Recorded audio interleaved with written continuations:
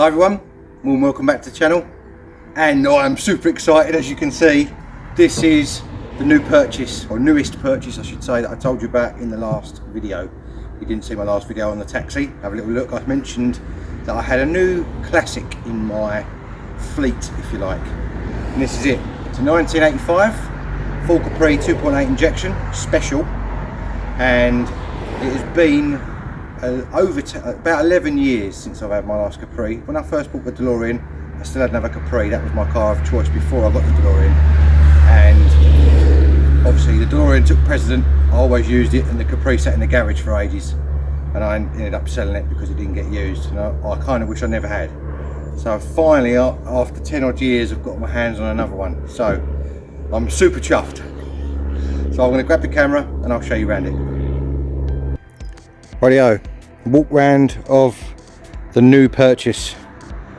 As you can see, it's finished in straight black, and this is, as you see, it is as I got it. I haven't cleaned it. I drove it up here to Norfolk to my dad's from Romford, and that is as far as it's got. I haven't seen it since. I've literally brought it up here 2 weeks ago, and this is my first time back up here with it again. So I thought I would do a video to show you all around it. As you can see there, it's got a nice twin exit exhaust out the back because it's a 2.8 injection, and they are magnet stainless steel as well, which sounds pretty nice.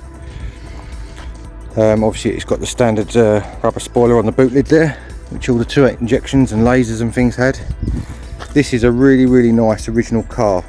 The side stripes have been replaced. As you can see, the vinyl stripes look quite fresh, as have the rear badges on the boot. We are missing a full oval there, which I'm going to sort out. It's got original front wings on it, and if you're not into Capris and you don't know, the way you can tell if a car has got original front wings on it is by putting your hand under this lip on the front, and if you can feel inside like a semicircle double skin section, you know that they're genuine wings, which both of these are. If they're pattern wings, they're just totally flat under there and you can't feel anything. As you can see under there, the front valance is nice. Well, you can't really see it there, it's a bit dark, but the front valance is lovely and straight. It's got a few flies all over it at the moment. This being the special, it has got the 7-spoke RS wheels on it, as you can see there, 13-inch, which is the same style as the later Brooklands wheel. The Brooklands wheels were 15-inch, these are 13. As you can see inside there, it has got the half leather Recaro seats, which is also a addition to the special. This one's been fitted with the optional 4-spoke RS steering wheel, which is a nice little addition. And the other thing that the special has is the limited slip diff at the back, which obviously gives you power to both wheels. Should you lose grip on one side, you can still get grip from the other side, and if you want to get the tail out, obviously it makes it a bit more fun as well, doesn't it? The interior is in pretty good shape, apart from a bit of cracking on that seat there. As you can see on the bolster, on the inner bolster, which is unusual, the driver's side bolster is in pretty good nick. Whether it's been replaced or not, I don't know. The back seats are all original. There's a slight little bit of tear there around where the buckle comes through for the seat belt, but other than that, it's okay. It's got the pop-out rear windows, which also the special had. Unfortunately, it has had speakers put in the rear shelf, not by me, I might like to add, but they have been put in there, so that's something we may have to change. We've got the original Ford radio in there, unfortunately missing the 2 little dial knobs on the front of it. It all works, it's missing those. It's got a non-standard gear knob in it at the moment. That looks like it's out of a Mark 6 Escort to me. Obviously, it is a 5-speed box, but that gear knob is showing reverse in completely the wrong place, so that will have to be addressed as well. The dashboard, which on these they usually really suffer from as far as cracking, is absolutely mint, apart from someone in the past has decided to screw something to the top of it and done that, which is a real shame, because to get an uncracked dash in one of these Capris is quite unusual, unless it's been redone. And that is a totally original dash, and someone's obviously had a bit of a hack up on it, which is unfortunate. Front door cards are all original though, which is nice. The front speaker grills are all intact and haven't been cut out bigger or anything like that, which is good. It's real nice inside here. There's no rust inside the doors. All bottoms of the doors are good. inside the door shuts and the seals.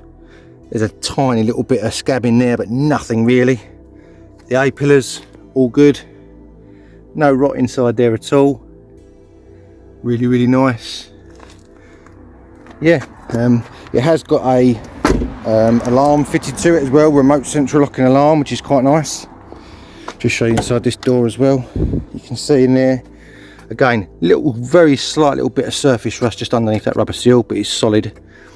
Little bit of a backstory on this car. It is a UK car, but in 2009 it actually went to Germany,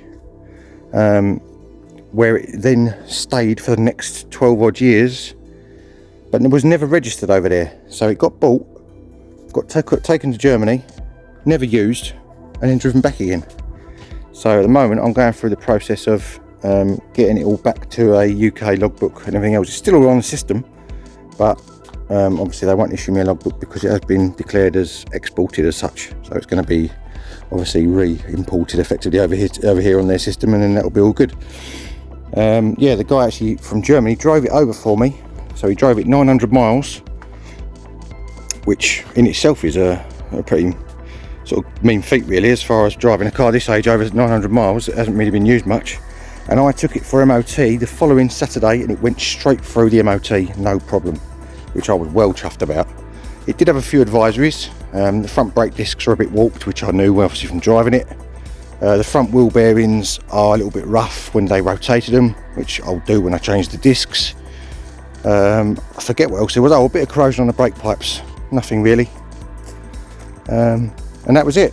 So I was super happy. It drives really nice, and there's one thing I've got to look at, which is it appears to have a little bit of a misfire on it's from this right hand bank on the exhaust. When you put your hand on the exhaust, obviously feel the gases coming out.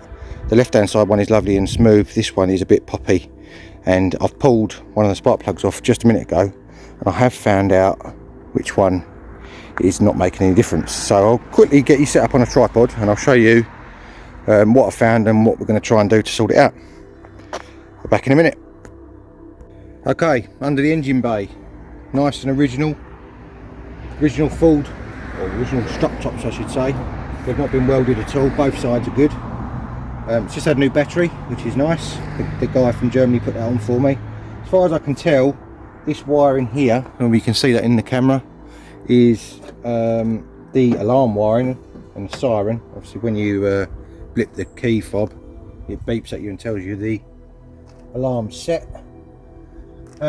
This plug in the middle over here is the one that's suspect. I don't know what number that is, but it's the middle bank on this side of the engine, which relates to this lead on the cap.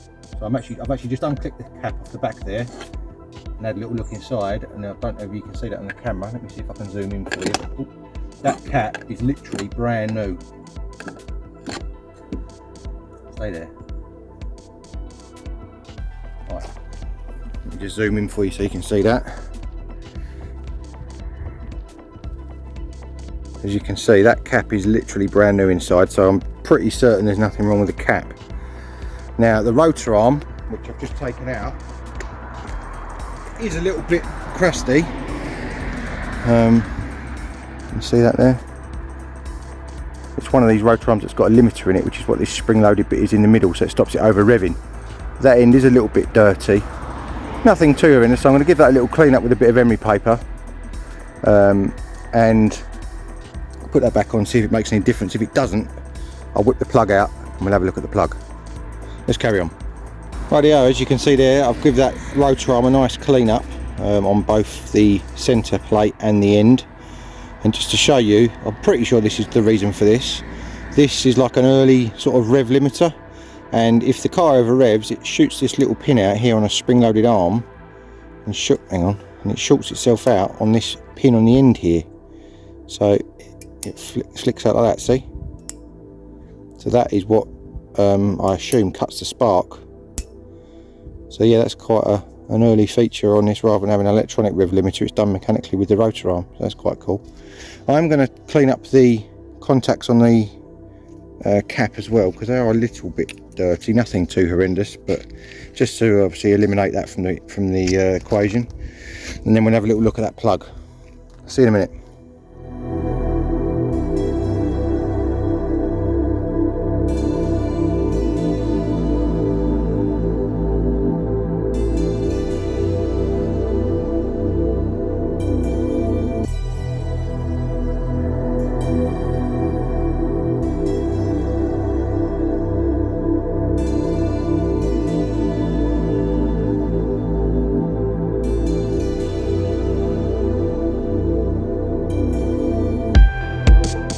Right, the distributor cap's all back on after a bit of fiddling about. I'm now going to whip this plug out and just double check that this is all right and it's got a decent gap on it and whatever, just in case for whatever reason it's been dropped or anything like that.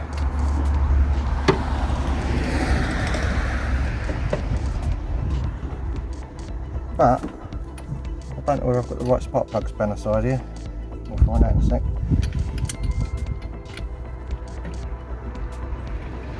It would appear not.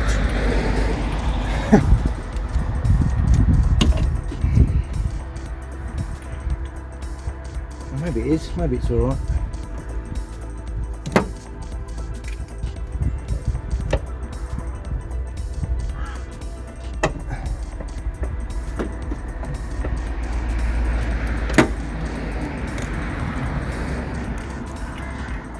Be interesting to see what this is like.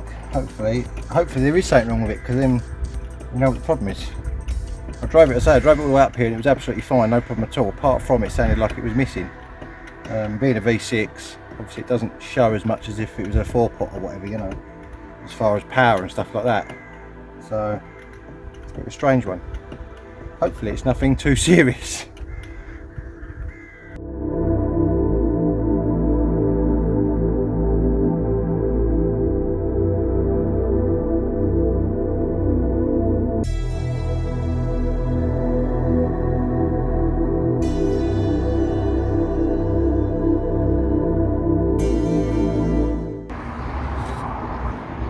And that is the spark plug, and as you can see it's very wet. It's pretty wet, that,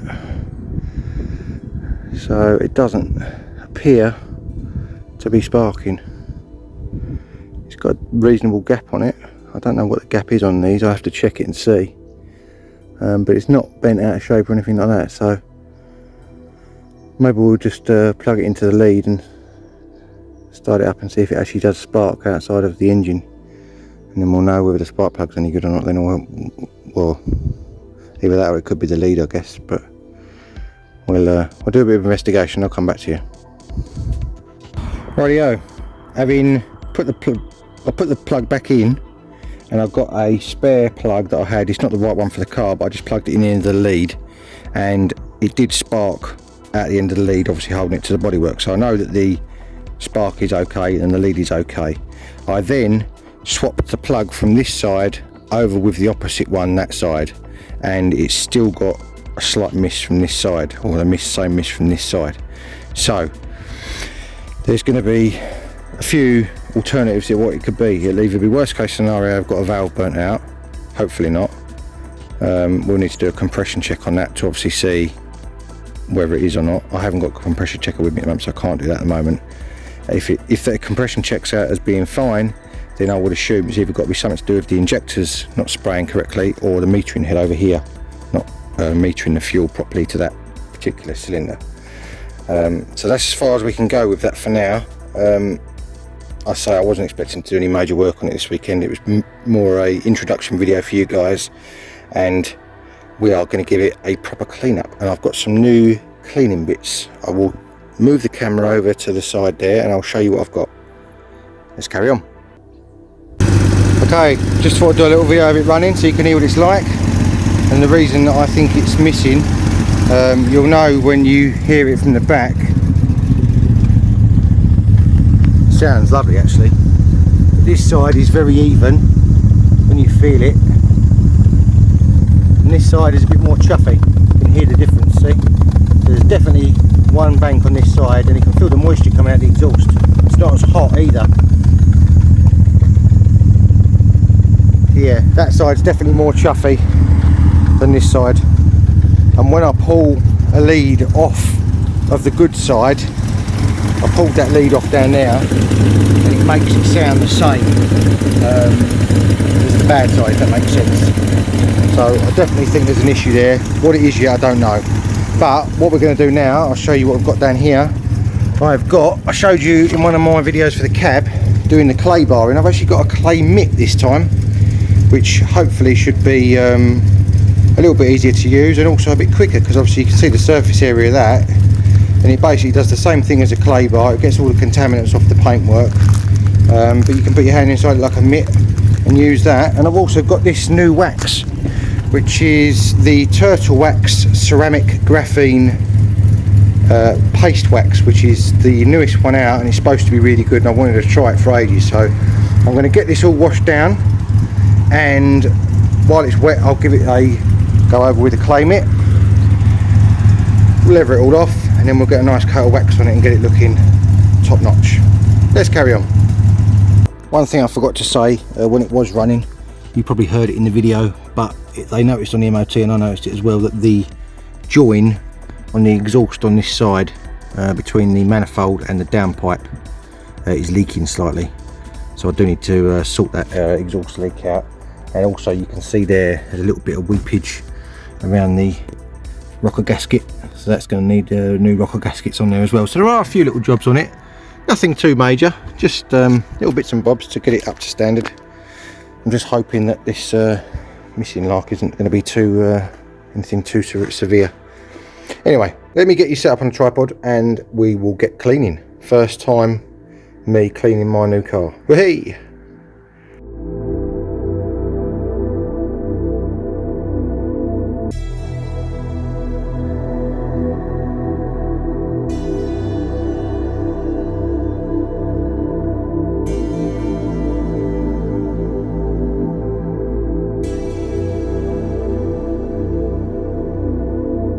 Right, as you would have seen from that bit of time lapse, I've actually used the clay mitt on half the roof, so you can't actually see the difference, but you can hear the difference. Now if I run my hand on here, feels nice and smooth, squeaky clean almost. Hear that? Squeaky clean, right? Now if I go around to the other side,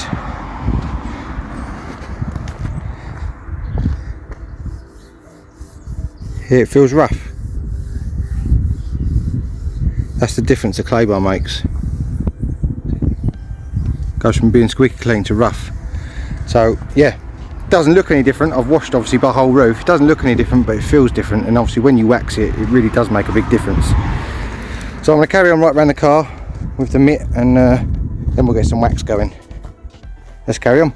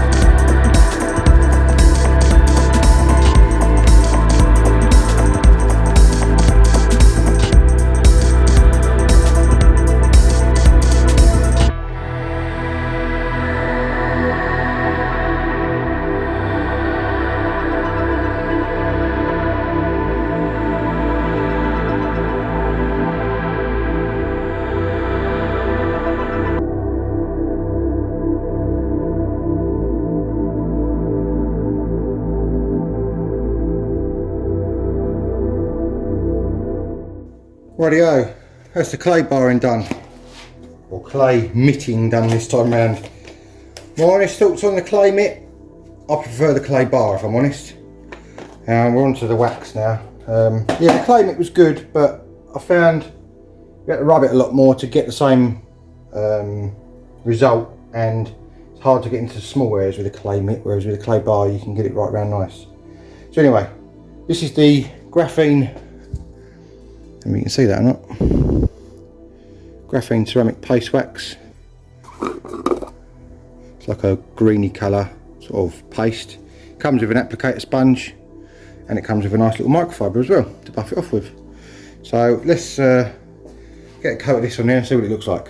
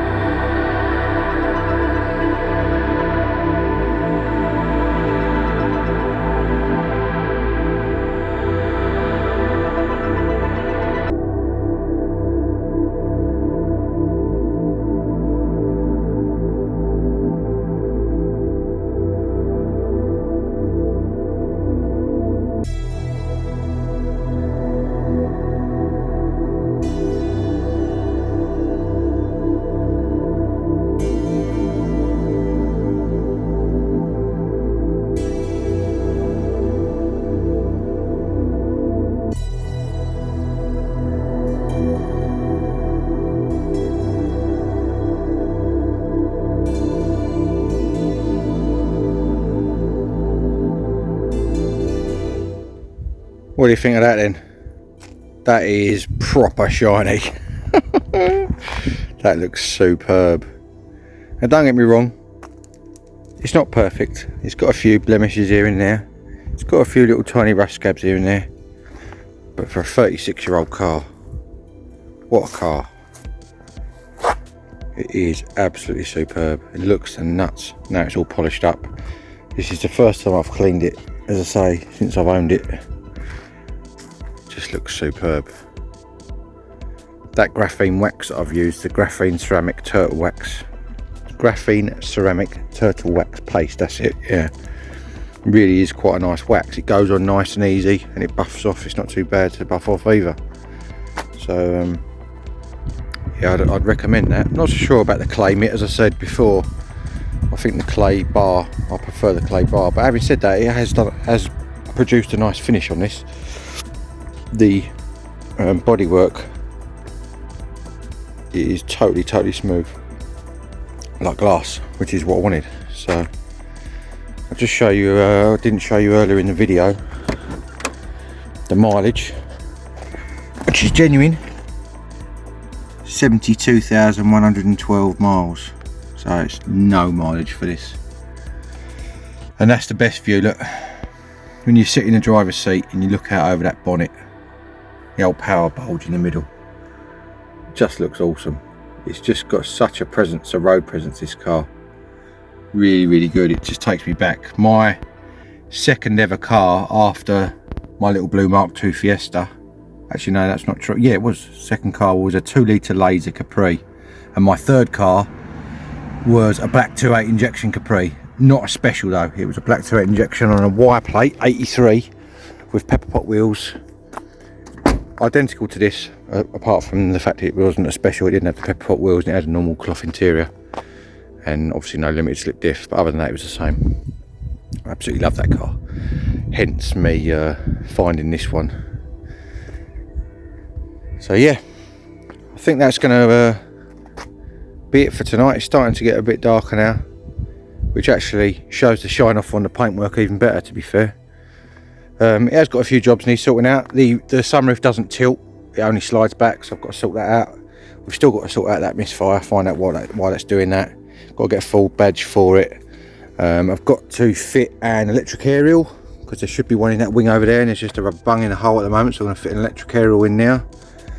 The interior will need doing at some point, as I say, because that driver's seat is cracked, as you can see in there.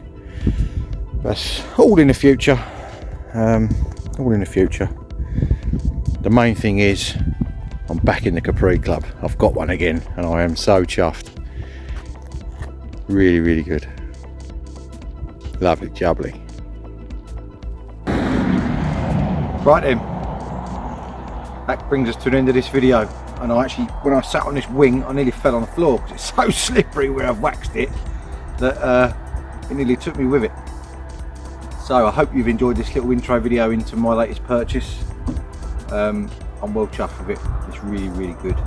Now, there is one person I need to say a massive thank you to with regards to this car, and that is my dear old dad.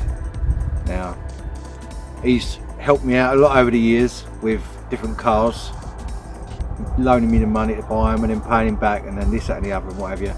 And when I found this Capri online, he said to me, why don't you get it? And I said, really? And he went, yeah. I was like, nah. I said, I can't ask you to do that. And he said, just get it and we'll sort it out later.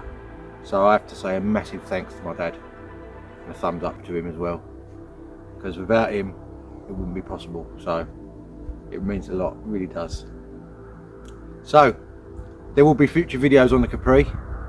As I say, there's a few jobs need doing on it, and obviously there'll be hopefully a little few driving videos with it as well. I might even be able to get some drone footage with any luck, because I have got my own drone now, so we'll have a little go with that, see what we can do. And in a couple of weeks time there is going to be another Delorean meet, so I may even take the Capri along to that to show all the boys in the Delorean Club and girls, in fact, can't be leaving them out. So yeah, it's all good. If you want to join me soon for more automotive adventures, make sure that you subscribe down there, hit the button and the notification bell if you haven't already. I'm not sure what the next video is going to be yet, I haven't planned that far ahead. But it'll be something within the fleet, I guess. I'm getting a bit of a collection now. I really need to sell some cars, but anyway, that's another story. Right, with that, I'm waffling on. I'll see you all soon, guys. Cheers.